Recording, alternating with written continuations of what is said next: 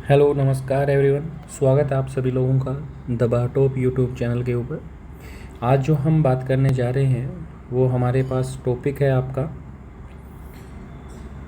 Questions की बात करेंगे, जिसमें कल हमने 30 क्वेश्चंस के ऊपर बात कर ली थी, यानी कल हमने 30 क्वेश्चन के ऊपर डिस्कशन कर लिया था। आज हम जो पढ़ने जा रहे हैं उसी का ही आगे करते हैं। जितने क्वेश्चन हमें बचे हुए जेनेटिक्स के अंदर, मॉलिक्यूलर बायोलॉजी के अंदर, उनके ऊपर बात करेंगे। फिर हम बचे हुए सेल डिवीजन या कोशिका विभाजन के क्वेश्चन हैं उनके ऊपर बात करेंगे। सबसे पहले देखना, हमारे पास क्वेश्चन आता है the number of nucleotide pair in complete pitches in Z R N A या Z D N A R, यानी एक जेड डी एन ए के अंदर हमारे पास एक पिच में, यानी पिच की बात करूँ तो किसकी बात कर रहा हूँ, कुंडलन की बात है। वो यहाँ हो रही है कि एक कुंडलन की लंबाई यहाँ पर हमें कितनी देखने को मिलती है। तो ध्यान रखना, जेड डी एन ए में एक कुंडलन की लंबाई है वो हमारे पास 45 एंगस्ट्रॉम होती है। अब पूरे पिच के अंदर उस 45 एंगस्ट्रॉम की लंबाई के अंदर हमारे पास कितने न्यूक्लियोटाइड होंगे, तो हमने अभी देखा था कितने न्यूक्लियोटाइड हमारे पास प्रेजेंट रहते हैं, 12। तो ऑप्शन क्या आ जाएगा आपका यहाँ पर, 12 आ जाएगा। चलिए नेक्स्ट क्वेश्चन के ऊपर डिस्कशन करते हैं। नेक्स्ट क्वेश्चन हमारे पास आता है the process of DNA replication is. DNA replication कैसा है, यानी डीएनए से आपका डीएनए का निर्माण होता है। जो डीएनए से डीएनए का निर्माण यानी रेप्लिकेशन की जो प्रोसेस यहाँ पर हो रही है, ये रेप्लिकेशन की प्रोसेस किस प्रकार की होती है, यानी कहूँ तो आप ध्यान देना कि रेप्लिकेशन की जो प्रोसेस है वो हमारे पास 3 प्रकार की देखने को मिलती है। पहले को हम बोलते हैं यहाँ पर कंजर्वेटिव डीएनए रेप्लिकेशन, हिंदी में बोलूँ तो संरक्षित प्रकार का डीएनए रेप्लिकेशन। दूसरा हमारे पास आता है वो है सेमी कंजर्वेटिव डीएनए रेप्लिकेशन, जिसको हम यहाँ पर कहते हैं अर्ध सुरक्षित डीएनए रेप्लिकेशन। और तीसरा हमारे पास आता है जिसे हम क्या कहते हैं यहाँ पर, डिस्पेप्टिव या डिस्पेप। ध्यान रखना किस नाम से जानते हैं, डिस्पर्सिव प्रकार के डीएनए रेप्लिकेशन यानी कहते हैं। तो इन 3 प्रकार का डीएनए रेप्लिकेशन होता है। तीनों प्रकार में से सबसे ज़्यादा जो प्रोसेस होती है वो ध्यान रखना कौन से प्रकार के डीएनए रेप्लिकेशन की प्रोसेस होती है, हमारे पास सेमी कंजर्वेटिव डीएनए रेप्लिकेशन है वो पाया जाता है। सेमी कंजर्वेटिव का मतलब होता है 50% है वो ओल्ड स्ट्रैंड का आना और 50% है वो हमारे पास क्या बनना, यहाँ पर नए स्ट्रैंड का निर्माण होना। 50% पुराना रहेगा, 50% नया डीएनए है वो यहाँ पे फॉर्मेशन होगा। तो इस प्रकार के डीएनए रेप्लिकेशन को हम किस नाम से जानते हैं, कंजर्वेटिव डीएनए रेप्लिकेशन के नाम से है वो यहाँ पर हम जानते हैं। चलिए अगले क्वेश्चन के ऊपर बात करें।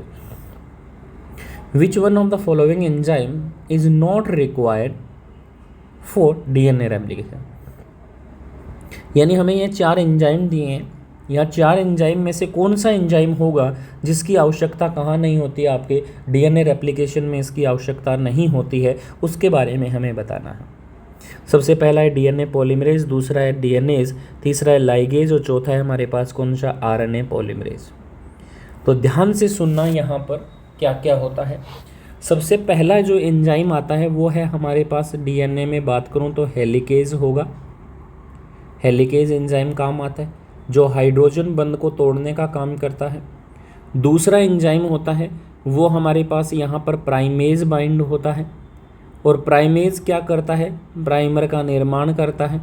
प्राइमर क्या होता है, तो ध्यान रखना आरएनए की छोटी सी सीक्वेंस होती है जो डीएनए रेप्लिकेशन को क्या करवाती है, शुरू करवाने का काम करती है। तीसरा एंजाइम हमारे पास यहाँ पर बनता है वो है आपका कौन सा, पॉलीमरेज एंजाइम। तो डीएनए पॉलीमरेज एंजाइम आवश्यकता होती है। ये डीएनए पॉलीमरेज एंजाइम है वो क्या करता है, डीएनए का निर्माण करने का काम है वो करता है। ठीक है, तो अब यहाँ देख लो डीएनए पॉलीमरेज है वो एंजाइम आवश्यक होता है डीएनए पॉलीमरेज के लिए। आरएनए पॉलीमरेज क्या करता है, तो ध्यान रखना आरएनए से या आरएनए का निर्माण है वो करता है। और लाइगेज एंजाइम है ये क्या काम करता है, तो ध्यान रखना कि डीएनए को या डीएनए को जोड़ने का काम करता है। को क्या करता है, जोड़ने का काम। यानी कहूँ तो दो डीएनए के सिरे हैं, जैसे मान के चलो एक डीएनए का सिरा ये हो गया हमारे पास, उसी तरह से दूसरे डीएनए का कोई सिरा है वो यहाँ पर ये डीएनए का सिरा है। इन दोनों को जोड़ने का काम होगा वो, मान लीजिए हमारे पास जो एंजाइम है, जैसे ये एंजाइम है, ये एंजाइम करता है।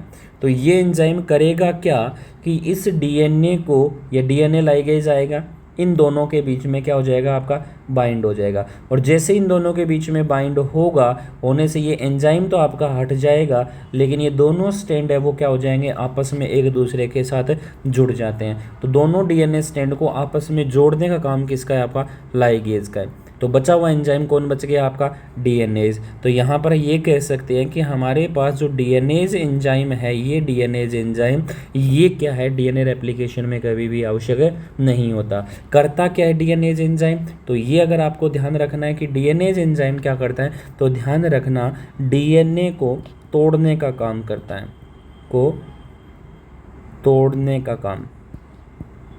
यानी डीएनए को तोड़ना पड़े, बीच से कट करना पड़े, तो हमारे पास कौन सा एंजाइम चाहिएगा, यहाँ डीएनएज एंजाइम की आवश्यकता है वो होती है। चलिए नेक्स्ट क्वेश्चन की बात करते हैं। Which of the following is non coding RNA, का इनमें से कौन सा आपका नॉन कोडिंग आरएनए है वो होता है।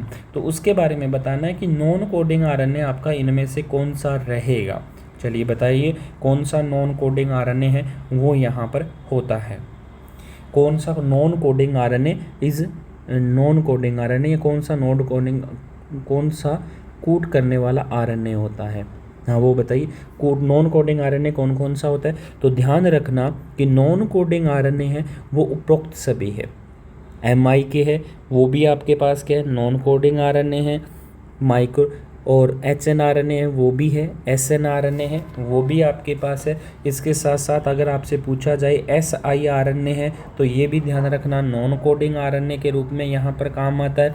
उसके साथ साथ अगर आपसे पूछा जाए तो वो भी ध्यान रखना PIRNA है वो भी नॉन कोडिंग RNA के रूप में काम करता है। साथ साथ में अगर आपसे पूछा जाए EXRNA तो ध्यान रखना EXRNA भी नॉन कोडिंग RNA है। अगर आपसे पूछा जाए SCARNA तो ये भी क्या है आपका नॉन कोडिंग, यानी जितने भी हमने लिखे हैं वो सारे के सारे क्या हैं आपके नॉन कोडिंग RNA हैं, ये सारे के सारे। आ रही है की बात समझ में।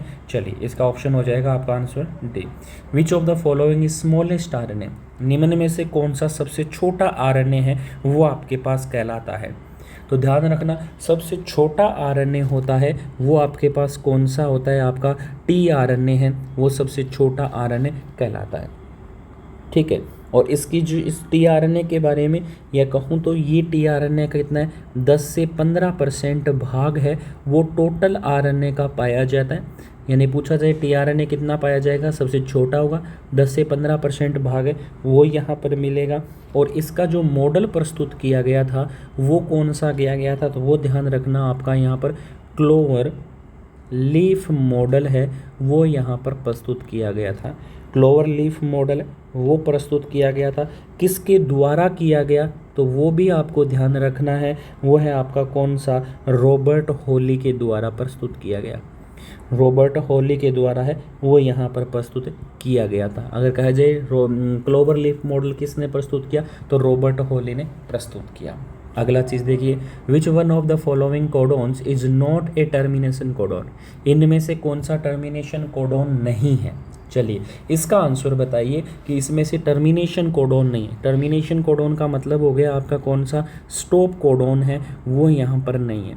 स्टॉप कोडोन के पीछे बात की थी हमने, अंबर जिसको बोलते हैं वो सारी चीज़ें, तो उनमें से कौन सा स्टॉप कोडोन आपका नहीं है। आंसर दीजिए जल्दी से। चलिए देखिएगा, स्टॉप कोडोन में बात करें तो हम UAA है वो हमारे पास स्टॉप कोडोन होता है, UGA स्टॉप कोडोन होता है, UAG है वो हमारे पास स्टॉप कोडोन होता है। लेकिन क्या नहीं होता आपके पास, UGG कभी भी स्टॉप कोडोन के रूप में आपका काम है वो नहीं करता है। तो आंसर क्या हो जाएगा आपका, UGG आंसर है वो हो जाएगा।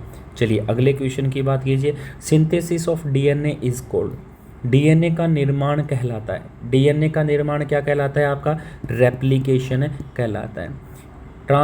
ट्रांसक्रिप्शन में आरएनए बनता है, ट्रांसफॉर्मेशन में एक रूप से दो रूप बनता है, ट्रांसडक्शन में क्या होता है, किसी के माध्यम से किसी के अंदर ट्रांसफ़र किया जाता है। तो यहाँ पर क्या हो जाएगा, डीएनए से डीएनए का निर्माण करना क्या है, रेप्लिकेशन है।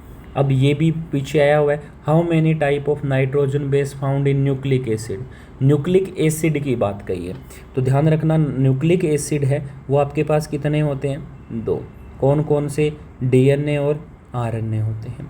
इन डीएनए और आरएनए के न्यूक्लिक एसिड की पहले मैं डीएनए की बात करूं तो यहाँ पर कौन सा होता है हमारे पास, एडिनिन होता है, ग्वानिन होता है, आपका साइटोसिन होता है, और आपके पास कौन सा मिलता है यहाँ पे, थाइमिन मिलता है।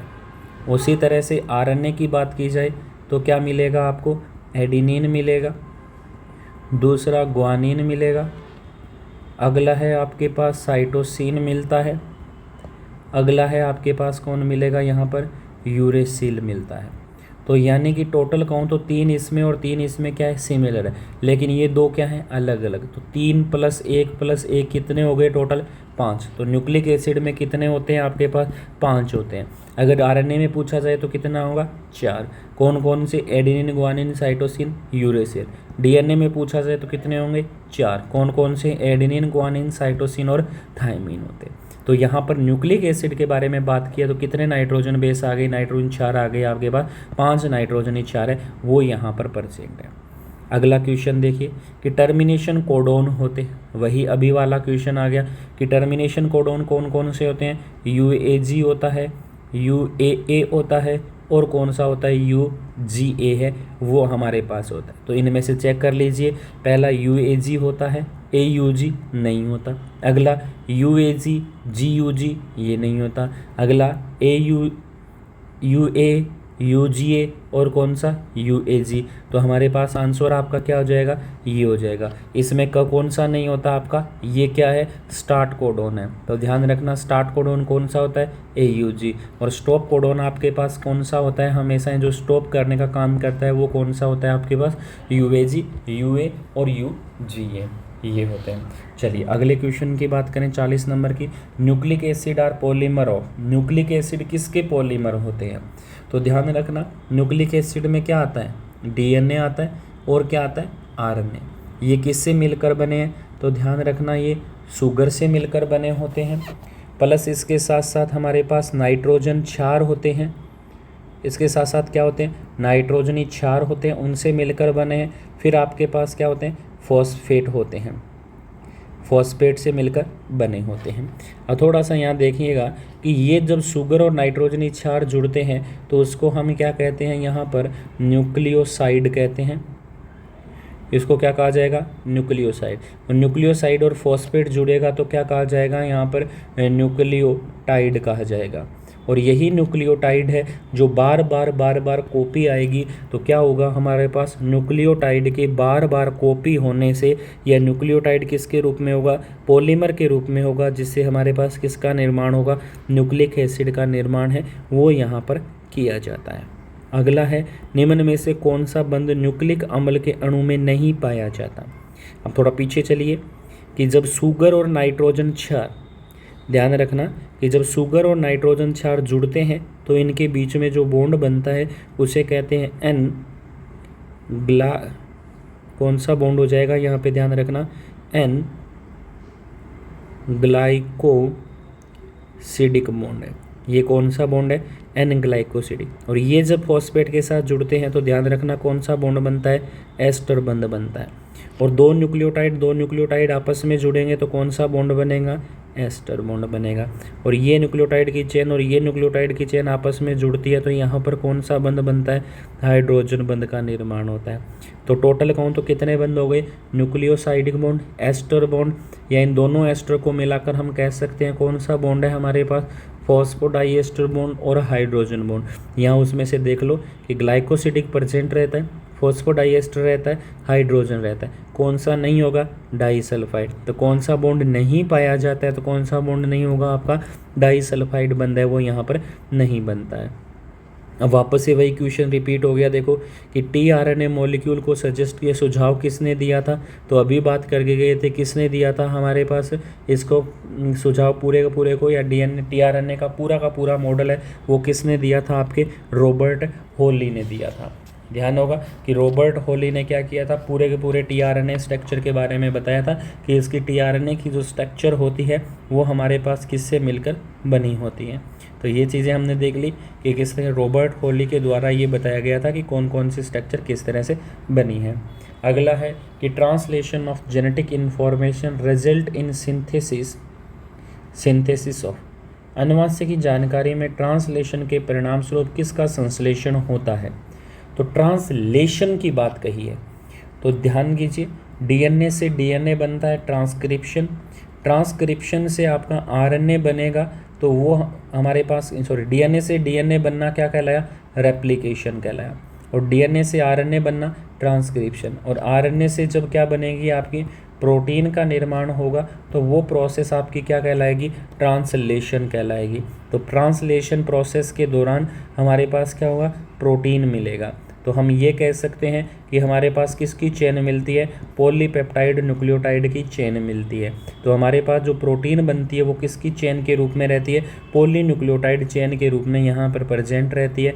तो हमारे पास यहाँ पर रिजल्ट क्या हो गया, आपका पॉलीन्यूक्लियोटाइड चेन का क्या होता है, निर्माण है वो होता है। चलिए अगले क्वेश्चन पे, एंटीकोडोन अकर्स इन, एंटीकोडोन होते हैं कहाँ होते हैं, एंटीकोडोन आरएनए पे होते हैं कि टीआरएनए पे होते हैं कि डीएनए में होते हैं कि आरएनए पे होते हैं। तो ध्यान रखना एंटीकोडोन हमेशा ही किसके ऊपर होते हैं, आपके टीआरएनए के ऊपर वो होते हैं। तो बार बार वही क्वेश्चन दोबारा रिपीट हो रहा है। जेनेटिक कोड वाज डिसअपेयर्ड, यानी कि जेनेटिक कोड है वो सबसे पहले किसके द्वारा डिस्कवर किया गया। चलो इसका आंसर जल्दी से कमेंट करके बताइएगा कि जेनेटिक कोड के बारे में किसने सबसे पहले इंफॉर्मेशन है वो दी थी।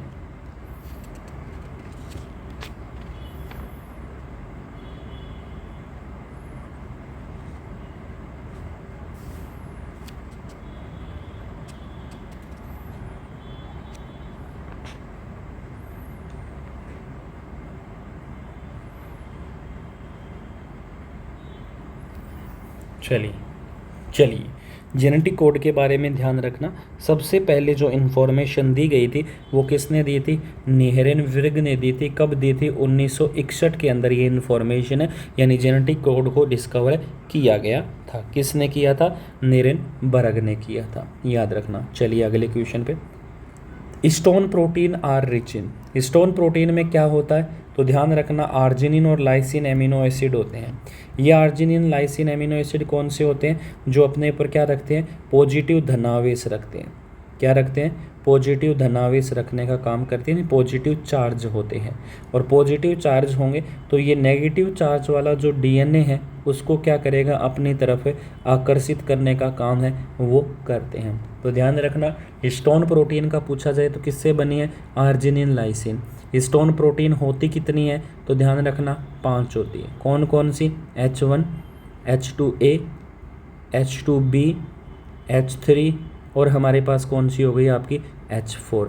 ये 4 प्रोटीन की 2-2 यूनिट पाई जाएगी, और इसकी क्या होती है, एक सिंगल यूनिट यानी अकेला है वो प्रेजेंट होगा। H1 को हम इसीलिए क्या कहते हैं, यहाँ पर लिंकर प्रोटीन या जुड़ने वाली प्रोटीन है वो कहते हैं। और इसकी 2-2 यूनिट होगी, तो 2-2 यूनिट होने से ये क्या बनाएगा, हमारे पास एक अष्टक का निर्माण है वो आपका करता है। ध्यान रखना आर्जिनिन लाइसिन है, एमिनो एसिड प्रेजेंट है। अगला क्वेश्चन देखिए, synthesis of c DNA required. C DNA यानी कि हम डीएनए से जब किसका निर्माण कर रहे हैं, आरएनए का निर्माण कर रहे हैं, तो प्रोसेस क्या होगी कि वापस से जब रिवर्स ट्रांसक्रिप्शन प्रोसेस से हम आरएनए से डीएनए बनाएंगे तो बनने वाला जो पहला डीएनए होगा वो क्या कहलाएगा, हमारे पास सी डीएनए कहलाता है। क्यों कहलाता है, क्योंकि डबल स्ट्रैंड डीएनए है यहाँ पर, और डबल स्ट्रैंड से हमने क्या बना लिया, सिंगल स्ट्रैंड आरएनए बना लिया। अब सिंगल स्ट्रैंड आरएनए से वापस से हमें क्या बनाना है, डबल स्ट्रैंड डीएनए बनाना है। तो डबल स्ट्रैंड डीएनए बनाने के लिए क्या होगा हमारे पास कि इन एंजाइम्स की किन किन एंजाइम की आवश्यकता होती है, तो डीएनए पॉलीमरेज होगा, डीएनए लाइगेज होता है कि रिवर्स ट्रांसक्रिप्ट के लिए आवश्यक क्या होता है आपका रिवर्स ट्रांसक्रिप्टेज होता है, जो क्या करता है डबल सिंगल स्टैंड आरएनए से क्या बनता है आपका डबल स्टैंड डीएनए का निर्माण है वो यहाँ पर किया जाता है। अगला है जीन आर मेडअप, जीन किसके द्वारा बना होता है, सबसे इम्पोर्टेंट क्वेश्चन कि जीन है वो किसके द्वारा मिलकर बना होता है, जीन की स्ट्रक्चर है वो कैसी हमें यहाँ पर दिखाई देती है, इस चीज़ को बताइए कि जीन किससे मिलकर बना होगा, जीन होता क्या है। चलिए क्वेश्चन को जल्दी बताइए, जीन क्या है, जीन किसके द्वारा बना होता है। तो ध्यान रखना जीन है वो पॉलीन्यूक्लियोटाइड जीन पॉलीन्यूक्लियोटाइड चेन के द्वारा मिलकर आपका किसका फॉर्मेशन करता है, जीन का करता है। अगला क्वेश्चन है gene are mainly made up of, gene are mainly made of किससे मिलकर बने होते हैं, तो ध्यान रखना डीएनए से मिलकर है वो आपका यहाँ पर जीन है वो बना होता है। ठीक है, अगली बात करें last question, one complete turn off DNA है, डीएनए के एक दूसरे के मोड में होते हैं, क्या होते हैं, तो ध्यान रखना 10 बेस पेयर, यानी किसकी बात कर रहा है ये बी डीएनए की बात कर रहा है। बी डीएनए के एक कुंडलन में हमारे पास कितने डीएनए नाइट्रोजन क्षार होते हैं, तो आपको ध्यान रखना है कितने नाइट्रोजन क्षार होते हैं, हमारे पास 10 नाइट्रोजन क्षार है वो यहाँ पर प्रेजेंट रहते हैं। ठीक है, ये कुछ थे। अब बात करते हैं सेल डिवीजन पे।